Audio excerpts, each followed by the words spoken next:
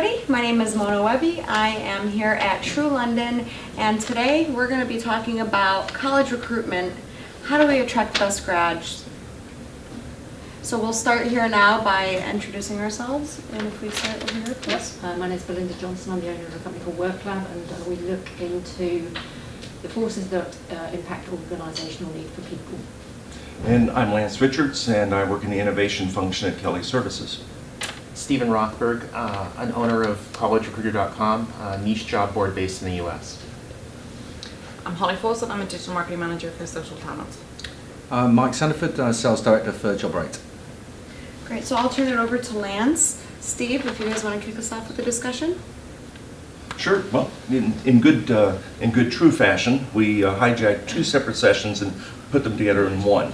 So we wanted to talk about We're double majoring. There we go. Exactly. We're double majoring without the GPA. Thank goodness. We wanted to talk about some of the issues going on with college graduates. I guess we want to talk about the recruitment side of it. We want to talk. Just before we started, we were talking a little bit about grades. And the importance of, do you really need to have the number one student, since there's only one number one in any college? Mm-hmm. And so we started talking about some of those pieces. And some of this discussion originated yesterday with some comments that I made about education and the disconnect between the educational infrastructure, both K-12, as we call it in the U.S., and also university, and what we need as businesses, and especially the disconnect between us as businesses being the true end user, the end consumer of education. I use my daughter as an example. She's 9 years old. She'll head off to university in 9 years, finish university, hopefully, in 4 years. And all through this time, she is the end consumer of the educational product. My wife and I are also by proxy. But the day that she walks out of university and goes to work for your company, you become the end consumer of her education. I'm just stuck paying the bills. And so from an employer standpoint, we have to start thinking again about what goes into a university education. How are we helping universities shape and shift this? And that's why I thought it was interesting to get you and I together in here, because you're dealing with exactly that question of not just the marketability, but the employability. I'll even step back from marketability, because you can't be marketable till you're employable, of what we are getting out of the universities today. Yeah, and when we were talking earlier, one of the points that I was making is when the college and university systems were created, they were created for the elite class. You didn't have 90% of the population having any hope of going to post-secondary school. If they could learn to read and write, that was about the most that they could achieve. And so the systems were really set up for the wealthiest of the wealthy. They weren't designed at that time to be vocational schools. Now, in the US, the majority of adults have at least some college education. And pretty soon, the majority of adults will have at least a 2-year degree, an associate's degree. And right now, it's just below 50% actually have a degree. So you've got, especially with this generation that's coming of age right now, you have a majority of them going to college, presumably, like your daughter, hopefully going to be graduating, and yet you have a very large number of them going to, Russian literature classes, which is great, and it stretches your mind. And we have clients that specifically say, we don't want to hire engineers, IT people, nurses, whatever. We are looking for liberal grads. We're looking for people who can think creatively. And we aren't looking for them to be trained by the school other than knowing how to analyze and use their critical thinking skills. But the bulk of employers are looking to the schools like trade schools. And I think one of the unfortunate things that we see in the US is employers expect you to be able to start, and they say hit the ground running. Sports analogy, but basically just do extremely well on your first day, which is... Is it always realistic? It's not. I think it's hardly ever realistic, because even if you have all of the sort of the hard skills, you don't know the politics within the organization, you don't know your boss, your coworkers, you don't know where the cafeteria is. And it takes a while to get used to that. But employers will go for months and months and months and spend thousands and thousands and thousands of dollars, sometimes tens of thousands, to find the ideal candidate, where if they found somebody with 75% of the skills, they could find that person tomorrow and start them right away. Just to give you a UK perspective, I mean, there's the beginnings of quite a big shift here that's going on. So what we have is sort of a disjointed education system, and each component of it, so we call it primary school, then we call it secondary or high school, same through to K-12 equivalent, but and then university and also vocational colleges as well. But each one of those components is actually measured on a different set of outcomes.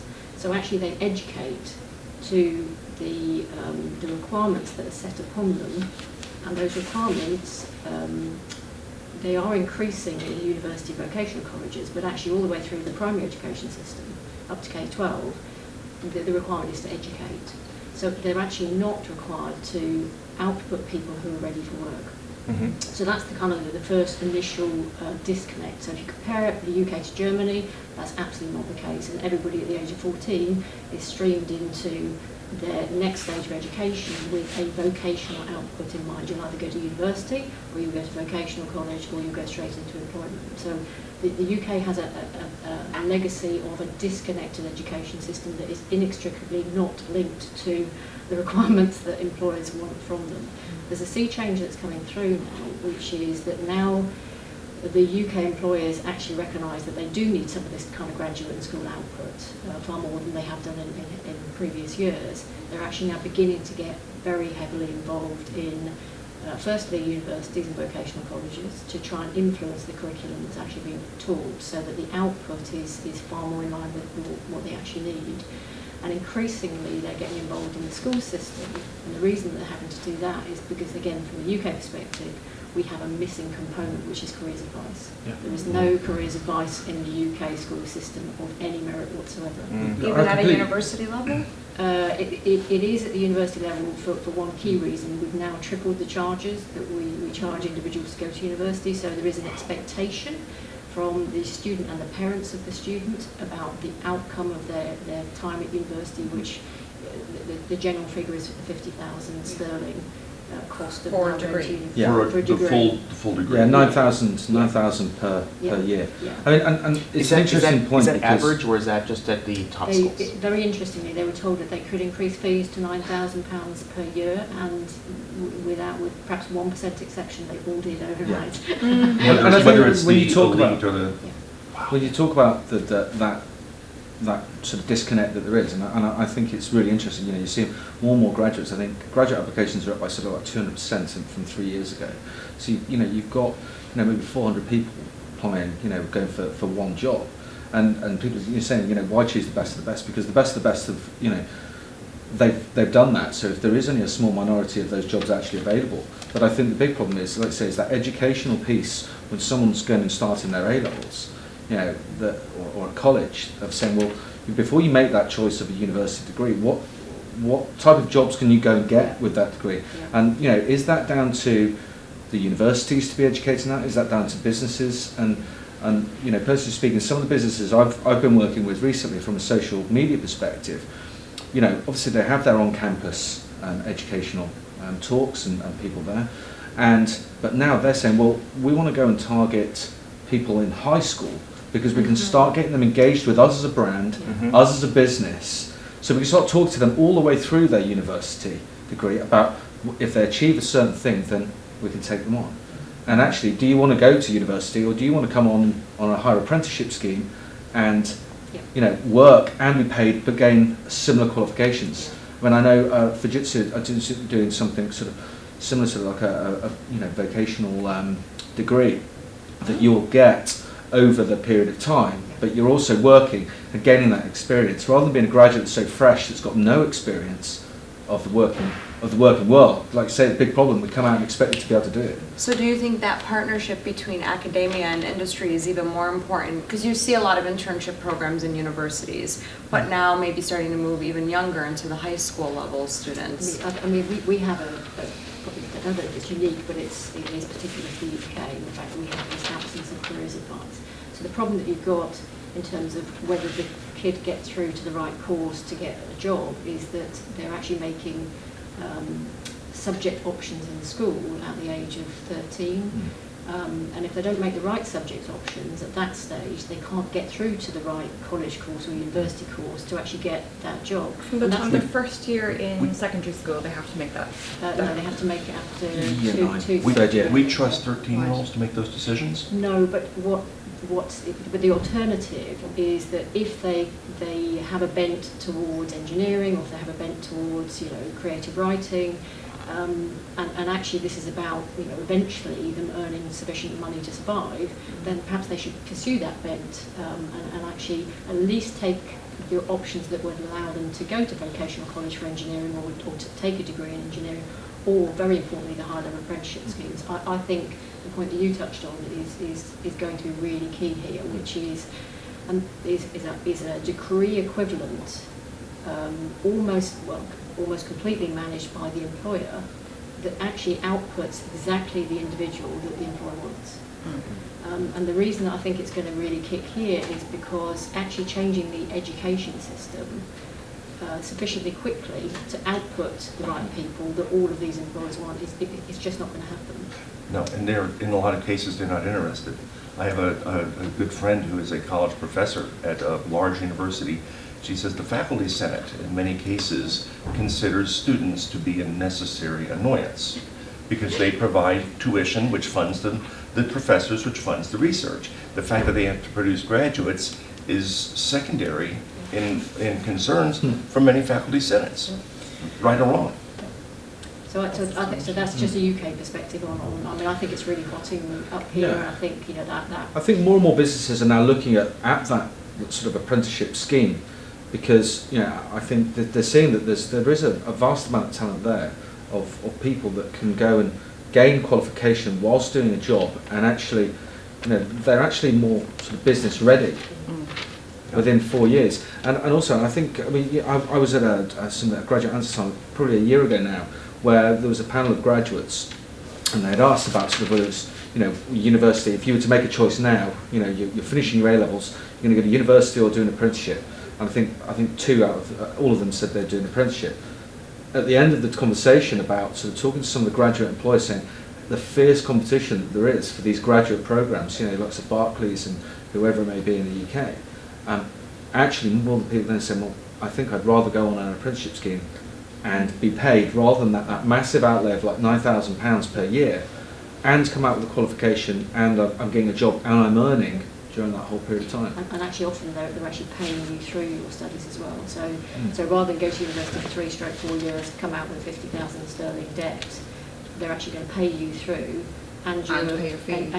and pay all of that. And actually, if you want to, there's a guaranteed job. And that's an interesting perspective, because you have so many highly competent graduates. You have people with their PhDs and masters that aren't able to find jobs, and so I think that's a really big gap, and I think that's a big issue, and you're starting to see these very highly qualified people that are unemployable to an extent because they may be overqualified for the positions that are out there to an extent. Let me ask you this question. In the U.S., are we ready to get companies to wean themselves off of this must-have degree mentality?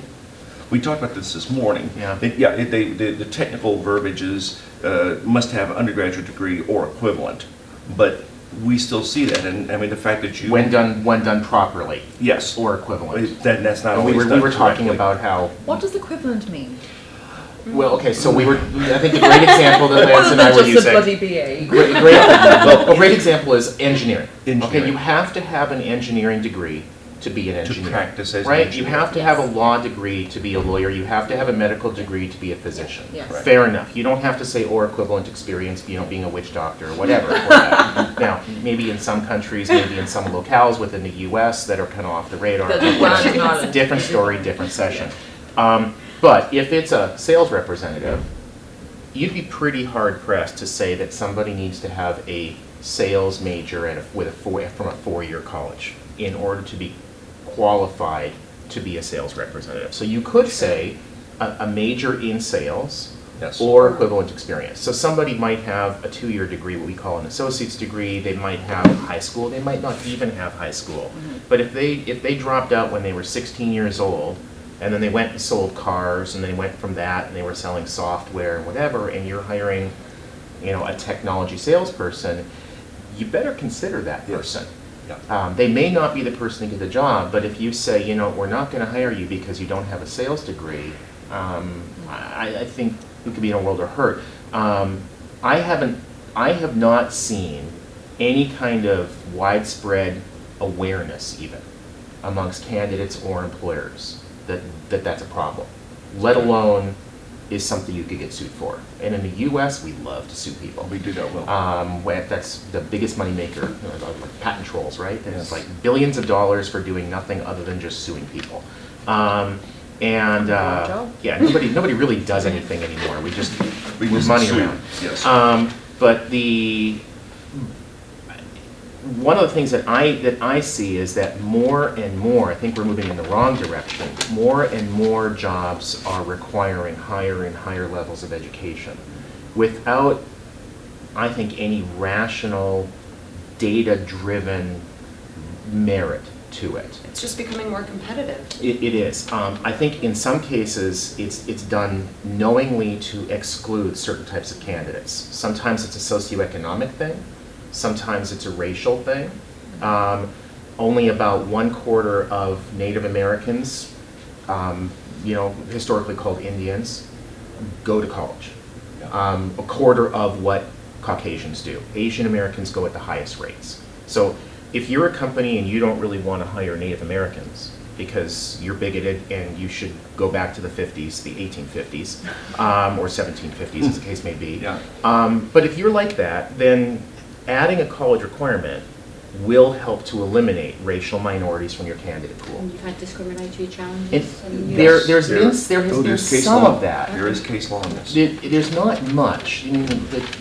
There was a really famous case. I don't remember what city it was in, but the firefighters, the city fire department was sued because they had a requirement that the firemen had to lift, I think it was 250 pounds and be able to walk up 4 flights of stairs. Okay, and women sued because A, firemen don't typically have to carry 250 pounds down 4 flights of stairs, let alone up. And so what it was designed to do was to exclude virtually all women from the pool. And they showed that it wasn't job related. I mean, so theoretically it's like you want your firemen to be strong, but they didn't need to be that strong. They didn't need to be Arnold Schwarzenegger. But we want them to be educated, but they don't need to. Well, Right. the issue becomes one in the U.S., it's called adverse impact. Yeah. And even if you don't intend to do so, if I go and require a college degree for a job, that would have an adverse impact because minorities would be underrepresented in the universe of college graduates in the U.S. So that's where Steve and I started talking about this discussion of can we get companies even initially to stop looking at the degree as a be-all, end-all. And the other piece is we lack a lot of tools, we lack any tools that really consistently validate non-university experience. Right. And frankly, the university experience itself, if you've got a degree, a Bachelor's of Science from MIT, that has a very different value than the one from Macomb Community College.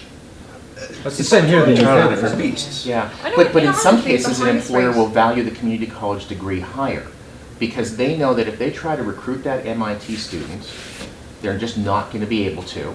Correct. And if by some fluke they do, they won't retain that person.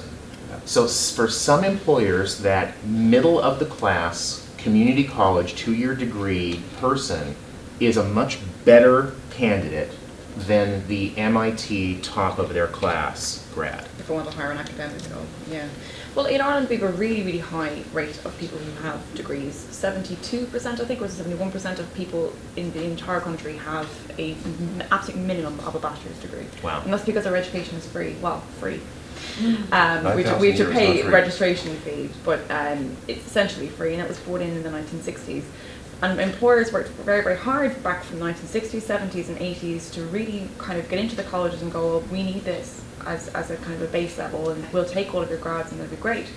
But like, we don't have, or we have private colleges, but they're considered to be way below the public colleges. In fact, if you go to a private college, you're actually thought, oh, you paid for your education, you didn't have to earn it. Do you have any data on the composition of that 72% of people? So for example, have they gone through to get a certain level of educational standard so that they're generically useful to employers, or is there anything within that 72% said, well, actually aren't needed engineers, aren't needed IT programmers? So actually, they were encouraged to do that because we needed certain skill sets that came out, and we wanted them to be educated not just to a general educational standard, but actually wanted them to be output to actually serve a business need within Ireland. Yeah, that was, I don't have the stats off the top of my head, but I know that was a very, very keen business case to actually invite universities and lecturers to actually produce programmes. They actually created institutes of technology. They created Dublin City University, which is mainly about kind of creating like IT-based and engineering and pharmaceutical type-based roles, because they were, that's what all the foreign direct investment companies that they're attracting in from all around the world. They were coming in, they have to have engineers because Intel wanted engineers, or they have to have people with pharma because Pfizer and Wyeth and all the others are coming over. So in terms of what we are, like in terms of the kind of projection stuff that they wanted, it was mainly because the companies themselves were asking for those kind of requirements. So at the moment there's a huge IT push because IT is one of their main focuses. So a lot of companies are kind of saying, well, we want IT, we want people to have maths and all that kind of stuff. And it is a challenge to retrospectively educate back to that degree level, but what can you do? It's more like that people, it's almost an automatic. Everybody will decide, well, sure, I'm going to college because all of my friends went to college. All of my classes went to college. And It's a there is natural a thing. counter argument, which is, just let kids be kids and be educated. And actually, should we all be educating them specifically to get a specific job? I think that the time that we're in is that we've got so much youth unemployment and graduate unemployment that actually just people are sort of saying, so what's it all for? Is it just for, we've just lost sight of what it is we're doing, and that's why I will go back to the point I was making at the beginning about each part of the education system having its own measurables. Is it didn't really used to matter because we were just measuring the fact they got to a certain educational standard, and that mix of people did go into jobs. But when we stare at the demographics that we've got right across Europe and the entire world about the people who are exiting the education system and are not in employment, there's nothing to go into. And I think that's why it's become so critical now. But I don't think we've got a correct solution to it yet. And I think, employers are sort of grabbing the potential and the opportunity here and sort of saying, we need some of those people, let's fix the best way to get hold of those people and output them quickly for our needs. But that's only the tip of the iceberg. I mean, there's so much more to go here. And I think social media will actually help play a big part in sort of making graduates more aware of what businesses are doing, and also for businesses to be able to educate graduates or A-level students and college students about what they're doing. I've worked with a few large businesses in the UK that are actually now going and targeting high schools. How they're doing it, how we having them find Facebook pages. Okay, well, we know that most of the guys that will be on their schools or their colleges' Facebook page because there'll be communication about what's happening, so they'll be following it. So if you can deliver messages via that's just one small way that you can go out there and actually deliver, hey, this is us as a business, you've probably not heard of us before, because And again, it ties into that employer branding, and as they exit the university and enter the workforce, they're already attracted to your organization. Because not every business can afford to go and have university campus status and go and have open days and say, hey, come and meet us. Okay, the best businesses, your big blue chip corporates will do, and they will go and take the best people because that's what they want, and they will pay them well, and they will turn out to be the top people for their business. But standard graduates, as you were saying, are these people actually not as good? Not in many cases, no, but they just aren't aware, perhaps, of all of the opportunities that could be there for them. But if people could communicate, or the academic level, the requirement that says, well, if you're not in the top 5%, you're not going to get a job. So, most graduates, as they're coming up towards their finals, before they graduate, probably wouldn't have, they go to the pub far too often. I know they do in Ireland anyway, which is a bit unfortunate. Interesting, and again, it's all linked to the social side of things, but in the UK, and I know this has been lower elsewhere, historically, in the UK, LinkedIn has just dropped the age participation level to 13. To 13? Yeah. So Really? again, and I think it is Just lower. happened in the US too. Yeah. Okay. And again, that's another, there are two sides to that story. But but if you want to take the side that sort of says in terms of giving people exposure to the world of work at an earlier age and to build connections at an earlier age, and to link with organisations about perhaps what they might need from people like me in the future. Taking the positive side of that move, then that could be really good window through to the world of work that the UK in particular is missing. It was a response, I think, to pressure that quite influential entrepreneurs were saying, well, listen, actually, there's 16, 17, 15-year-olds out there who are creating businesses, who are creating software, tech, mobile apps or whatever, who are actually really great, nifty little business people. And if we don't nurture them right now, they're never going to have that. They can't have a LinkedIn profile because they're not 18 yet. They can't sign mortgage papers. They can't have their own credit card. Like all these legal stuff they can't have. But if they can't have a bloody LinkedIn profile. Isn't that what Apple had at their developers conference? They had an age limit, and they had a 12-year-old came and said, look, you're selling 20 of my apps, you've written me a check for over $200,000, but you won't let me come to the conference. The youngest app developer on iPhone to sell over 100,000 apps was 13 years old, and he was an Irish guy. Don't you just hate him? No. But in fairness, when he walks into a conference and he goes, and I'm 13, you're like, what am I doing with my life? Oh my God, you're so young. But they're brilliant, and they're all being educated by like coder dojos and setting up on a Saturday and all this kind of stuff. And they're having great fun. But again, you've just hit on a really, really key important point. I mean, again, I've been talking to end hiring sort of clients for best part of a decade now, and sort of saying, look, there are latent skills there are skills and capabilities in the generations of kids that are coming through that you don't even know what they are. So I really get really bored of being told that they can't string a sentence together, they can't add up, and actually they can't look me in the eye, they've got no communication skills. And I say, well, okay, we can try and fix some of those things, but actually, if you thought about what they have got, which other generations haven't got because they've been immersed in technology for so long, they're born into technology, they're born into that immersion. Absolutely. And they can work Ruby on Rails better than a 30-year-old. And that goes into, and Lance, that goes into a lot of what you were discussing yesterday. Yeah, our research, especially into Gen Z, we start seeing, if you go out to Apple App Store and type in infant, there's over 1,000 apps. So what you do is you take your iPod Touch, you Velcro it to the inside of a crib, and I'm serious, and it flashes images. And so before this infant can even unfold its little fists, it is learning to use a touch screen. It lives in a Wi-Fi bubble. It has touch devices at its disposal from birth. What is this kid going to look like? Well, I even myopic in 20 years. I even think about my 9-year-old. You saw the battery scene in The Matrix, right? Well, exactly. But Brianna heads off to college in 9 years. The iPad today is 3 years old. What's it going to look like when she goes to college? Yeah. And why isn't she going to have to carry a 40-pound backpack like I did? So that part, in the good old well, I'm going days. to put a brick in there just for general principles. Yeah. If I'm paying tuition, you're carrying a backpack. but you get the whole question of how is the technology going to shape their educational experience? Because this may be even different than what we're seeing with the Gen Ys today. One of the struggles that I have too is the 13, 14-year-old needing to pick what their path is going to be when they don't even really know who they are until they're 25. And how many times in college did I switch my major as an undergrad to determine what I wanted to do in life? And I've gone back on the to one college hand, halfway through. On the one hand, I want schools to produce students and graduates who are employable and who can, I think you said something to the effect of like that can earn a living or whatever. That's of course very important.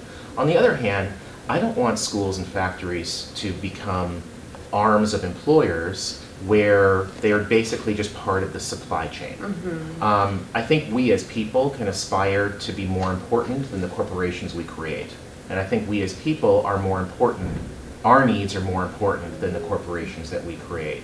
So if the corporations can't get the right skill set, then I think that it's incumbent upon the corporations to change and to support the schools, but not for us as a society to force people like cattle into the slaughter. Yeah, and I think that, there's always people that know what they want to do, and whether that's been sort of an influencing factor from their parents or whatever that may be, Yes. that know that path, that I'm going to be a lawyer, I'm going to go and do this degree, and there you go, they get there. I think there was a maths, I didn't have a clue what I wanted to do, it's still my Yeah. A-levels, I sort of think, well, I quite like, And should you sales have and to? marketing, Yeah. And you shouldn't have to have a clue when you're 14. But I think it's about if businesses and universities and like you say, the career functions of sixth forms and colleges should really be actually advising, saying, look, that with these skill sets, this is the sort of route you could take, Yeah. and actually, if you did this, you can go this way. If you did these sort of skills, you can go this way. And it doesn't have to be actually really drum down. If you do that, that's what you're doing for the rest of your life. Because you know what, you can go and change that. Yeah. And there is a potential that in the absence of even that basic function existing, the corporates will get too heavily involved within the education system, and we will be herding people into those But little I'd just like to see us with more communication. I would like to see the schools come back sometimes and ask the employers, hey, how are we doing? Are we producing work-ready kids? And at the same time, I think we have an obligation to go out to our school systems and our universities and say, hey, there's a couple of things you're missing here. And that dialogue isn't going No, on. it's not. And again, that for me keeps going back to the same point about measurable outcomes. And if the school is not measured in any way, shape or form, which it currently isn't, about what proportion of its kids, regardless of whether they go straight into work through a vocational college or through university, actually get a job. There's no measurement on them whatsoever. There is in the US. Okay. And it's Well, very heavily publicized. Yeah. The percentage of students within 6 months who A, have a job, and B, this is becoming more commonly because it was so misleading from so many companies saying, hey, you got a 4-year degree and you're a barista at Starbucks, you are employed. Yeah. No. So now most of the schools are being forced to be honest and talk about a career-related position and average earnings. We have that now in universities, don't we? So what we call schools, we mean Yeah. kind of below, up to K-12. Ah, okay. Yeah, up to K-12. Universities, we do get league tables. Yeah, Well, on- not league on- table, we get measurements, don't we, that come out. Is Yeah. that because they're private and they're basically pimping themselves out for funding? So if you go to Oxford versus if you go to Harriet Watts, which career are you most likely to have at the end of it? I think in Ireland, unfortunately, because all of our schools are public schools, they are bound to the public system, and if you don't go to a public school, then you've essentially cheated by paying your way through. That's literally how it works. It's gas. That's And very in fairness, interesting. we have a very, very highly qualified and highly educated population, of which we're simply exporting worldwide. We're sending them every which way they possibly can, because unfortunately the rate of graduate employment is so low. Grads, unfortunately, they're absolutely being cherry picked, and if you don't get into the 2-1, if you're into a 2-2 kind of situation, you're like, oh, fuck this, I'm off to Australia for 3 years, lads, I'll see you. You would not get a grad position because you simply go, all right, well, I'll go to a country where I will simply just walk into somewhere and go, hey, I'd like a job, and they go, great. And going to Australia for a few years and having an It's so experience, much that's not employability. such a bad thing They to love do. it. Not that I would want to force, but I think when you were talking earlier about having choices and having the knowledge and the transparency. So if you want to become a Russian literature major, here's your career path. Doesn't look so hot. But if your family is fortunate enough to have the money to pay for that, and that's where your interests lay, great. Yeah. But if you think you're going to graduate from that and pay back your $100,000 in student loans, and that your parents aren't going to be able to help you out with it, no, that's you're probably going to be living off the grid in rural Australia. I mean, I think Having businesses. the time of your life. You probably Yeah. will be. Might not be a bad gig. And I think going back to sort of the Digging your own whole wells. social media aspect of it, Speaking that, Russian. any business now can start putting their brand in front of, whether it be graduates or whether it be, as I said, school leavers, to start saying, well, look, actually engage with us. So in actual fact, many businesses don't just hire in one discipline. It's not just engineering. They'll Right. have engineering, IT, business administration. Hey, we might have an internal legal team. But it's almost that education of saying, well, follow us and engage with us, because, depending on what path you end up taking, you may be at Study university degrees. doing a certain degree, but you know what, I don't really want to do that anymore. You can get an idea of, actually, if that information is available, And it should be really readily available now when we look at social media to say, well, actually, this business here has got these opportunities. So if I actually change and I go to this direction, I could go there. Mm-hmm. And I just think that yes, you're right. I think there's responsibility of universities, of schools to educate more.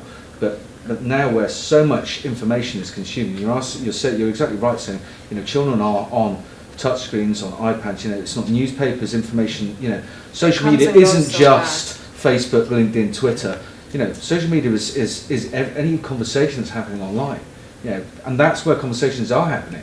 And to So- that point, as employers, what do we need to make sure that we're doing to continue to attract and retain that top graduating talent? You've got to be where people are having conversations. I mean, it's always been the case. People put an advert in the Times if they want to attract a particular type of people, and they still would to some degree, because there's a certain type of person that will read But that do the newspaper. offerings have to change as compared to what we offered 10, 15, 20 years ago? Like, a lot of the younger generation, they are demanding maybe more work-life balance, more mobility, things that you've talked about time and time again, Yeah. Lance.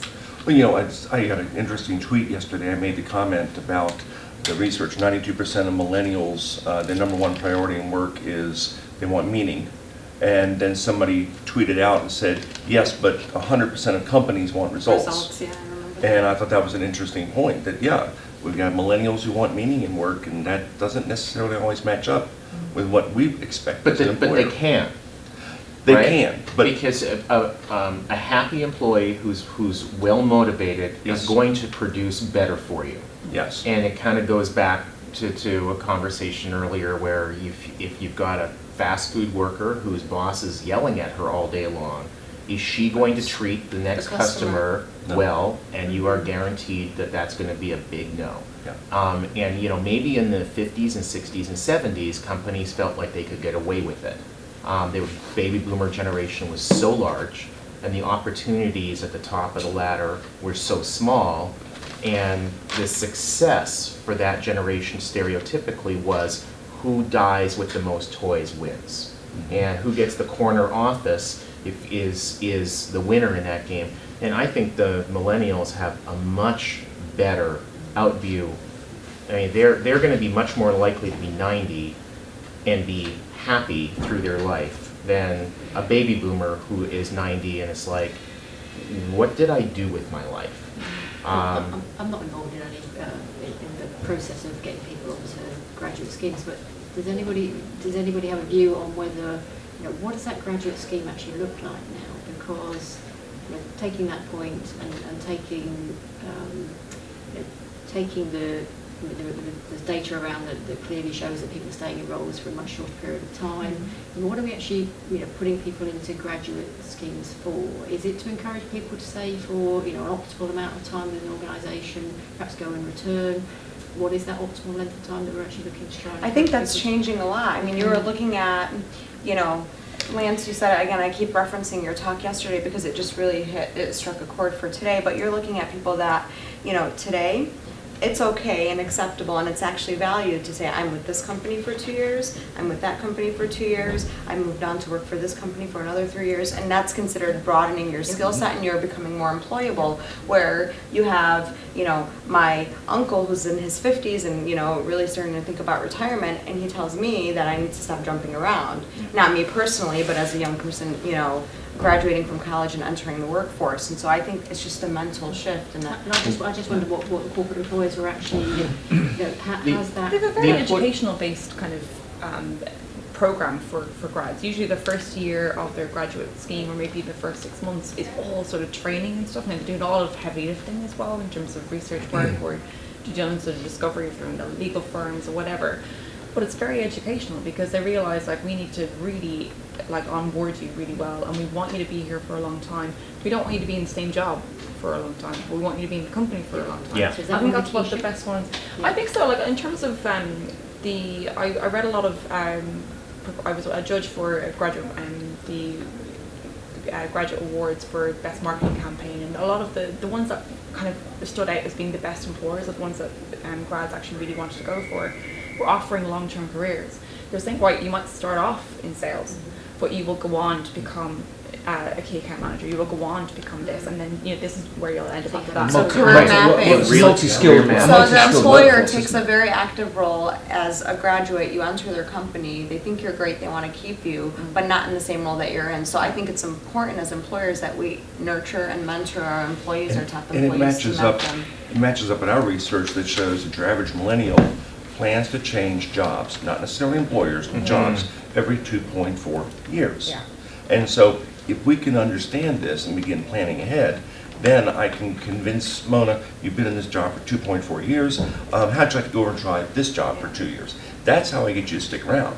If I tell you I want you to be here for the next 40 years, you're going to roll your eyes and walk. Like they've hired the best grads, they've looked for them, they cherry picked amongst everybody, and they go, well, you're awesome, and we'd love to have you because you've got the best in your class, and you did this amazing project, and you did all that kind of stuff, and you look great on paper, so let's hope to God you work out really well here. Yeah. But like if they just stick them in an office job and go, great, now you're a desk buddy for 2 years, they go, oh my God, I don't want to be here. I'm out of here. Yeah. It's kind of a bait and switch, isn't it? That it's like they're whining and dining you on the first date, and then you say, okay, I'll marry you, and then they treat you horribly. Yeah, but these are smart people. These Yeah. guys have gotten the best of the best, and you Yeah. have to assume that these guys know their stuff. They are really good. They're really intelligent people. So you can't treat them like idiots. They're Some of the also employers- smart enough to know where the supply and demand equation is too. Yes. Yeah. That's the other problem, is we told them that they're in demand. Some of the best employers at retention are those that do the best job of laying out right from their first point of contact with the candidates, this is what your career path is going to look like. So you're going to spend 6 months doing this, you're in a management trainee program, and that means that you're going to be washing cars in an airport, 30 hours a week, and 10 hours a week you're going to be in a classroom learning how to be a manager. Yeah. Because we are going to assume that with a liberal arts degree, you do not have managerial formalized training. You might have some managerial experience, but you don't have the formalized training. And then you're going to move on to be a assistant branch manager, district manager, regional manager, and by the 5 years in, this is what you're going to be. Yeah. So Well, as that's- pay that's- scale that's- you'll be on. That's Very one important. particular company, that's enterprise though. That's not what I every, that's didn't not. s- I didn't Okay, say you didn't say that. I recognize the model though. I'm going to mention them as well, actually. Yeah. Yeah, They are- but they are well, no, phenomenal. they grab the very best and brightest and they invest heavily in those guys. So as we wrap up, if we wanted to give advice on the one thing you would tell corporations to do and organizations on how they can attract and retain that top talent out of college and universities, what would it be? I think going to talk to people where they're having conversations, use social media. It's just such a powerful tool, and that's where the young generation is. That's where they're online. I think while being online is also extremely important, you cannot exclude offline communications No. and being on campus and having a campus presence. It works. It is shown so time and time again over the last 5 years that having two-way communication between online and offline, it works really, really well. I'll throw something that we haven't talked about at all, data. Yeah. It's amazing how many companies will go into 50 different colleges and not have a clue how much it costs them to recruit, what they're spending at the 50 different colleges. They know how many people they recruit from those schools, but they might spend $100,000 at one school and recruit 2 people, and $5,000 at another school and recruit 1.